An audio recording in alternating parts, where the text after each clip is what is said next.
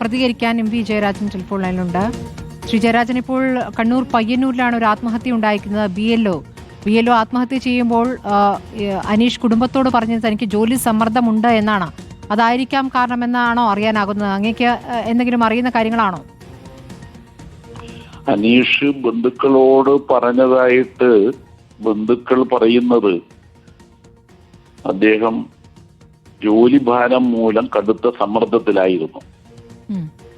പ്രത്യേകിച്ച് BLOയുടെ ജോലി എന്ന് പറയുന്ന മുഴുവൻ വീടുകളും കയറിയിറങ്ങി നിശ്ചിത ദിവസത്തിനകം എന്യൂമറേഷൻ ഫോറം വിതരണം ചെയ്യണം, SIR നടപ്പാക്കണം. അതിനുവേണ്ടി ഉദ്യോഗസ്ഥന്മാരുടെ മേൽ ഉയർന്ന ഉദ്യോഗസ്ഥന്മാർ, സൂപ്പർവൈസർമാരും AEROമാരും EROമാരും നിരന്തരം വിളിച്ചുകൊണ്ടിരിക്കുകയാണ്. നിങ്ങൾ വീട് കയറിയാലും ഇല്ലെങ്കിലും നിങ്ങൾ വീട് കയറിയതായി, ഫോറം വിതരണം ചെയ്തതായി, ആ പ്രവർത്തനം പൂർത്തീകരിച്ചതായി അപ്ലോഡ് ചെയ്യണമെന്നാണ്. ഇക്കാര്യമാണ് ഇന്നലത്തെ ചീഫ് ഇലക്ഷൻ ഓഫീസർ വിളിച്ചു ചേർത്ത രാഷ്ട്രീയ പാർട്ടി പ്രതിനിധികളുടെ യോഗത്തിൽ വലിയ ചർച്ചയായത്. ഞങ്ങൾ ഈ കാര്യങ്ങളിൽ ചൂണ്ടിക്കാട്ടി. തദ്ദേശ തെരഞ്ഞെടുപ്പിന് വേണ്ടിയിട്ട് സംസ്ഥാന ഇലക്ഷൻ കമ്മീഷൻ ഏതാണ്ട് 2 ലക്ഷത്തോളം ഉദ്യോഗസ്ഥന്മാരെ വിവിധ ഉത്തരവാദിത്തങ്ങൾ ഏൽപ്പിച്ചിട്ടുണ്ട്. ആ ഉദ്യോഗസ്ഥന്മാരിൽ 30,000-ലേറെ ആളെ നിങ്ങൾ SIR നടപ്പാക്കുന്നതിന് വേണ്ടി ചുമതലപ്പെടുത്തിയിരിക്കുകയാണ്. ഒരാൾക്ക് തന്നെ ഇരട്ടി ജോലിയാണ്.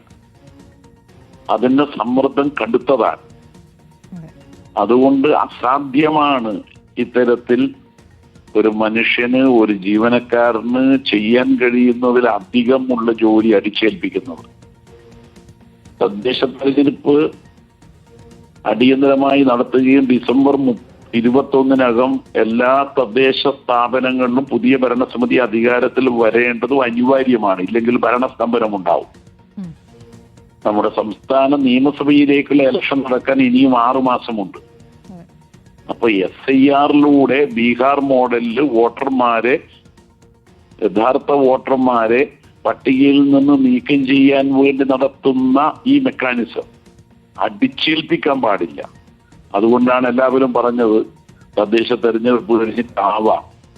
അങ്ങനെ ഇലക്ഷൻ കമ്മീഷൻ തീരുമാനിച്ചിരുന്നുവെങ്കിൽ ഈ ഉദ്യോഗസ്ഥന്റെ ജീവൻ രക്ഷിക്കാൻ കഴിയുമായിരുന്നു. അതുകൊണ്ട് ഇനിയെങ്കിലും കേന്ദ്ര ഇലക്ഷൻ കമ്മീഷൻ ഡിസംബർ 9-ന് കരട് വോട്ടർ പട്ടിക പ്രസിദ്ധീകരിക്കാനുള്ള തീരുമാനത്തിൽ നിന്നും എന്യൂമറേഷൻ ഫോറം വീടുകളിൽ വിതരണം ചെയ്ത് ഡിസംബർ 4-നകം എല്ലാ ഫോറവും പൂരിപ്പിച്ച് തിരിച്ചു വാങ്ങണമെന്നുള്ള തീരുമാനത്തിൽ നിന്നും പിന്തിരിയണമെന്നും അത് തദ്ദേശ തെരഞ്ഞെടുപ്പ് കഴിഞ്ഞിട്ടാവാം എന്ന ഒരു നിലപാട് സ്വീകരിക്കണമെന്നുമാണ് ആവശ്യപ്പെടാൻ. ഇല്ലെങ്കിൽ ഇതുപോലെയുള്ള ദുരന്തങ്ങൾ വീണ്ടും ഉണ്ടാവും.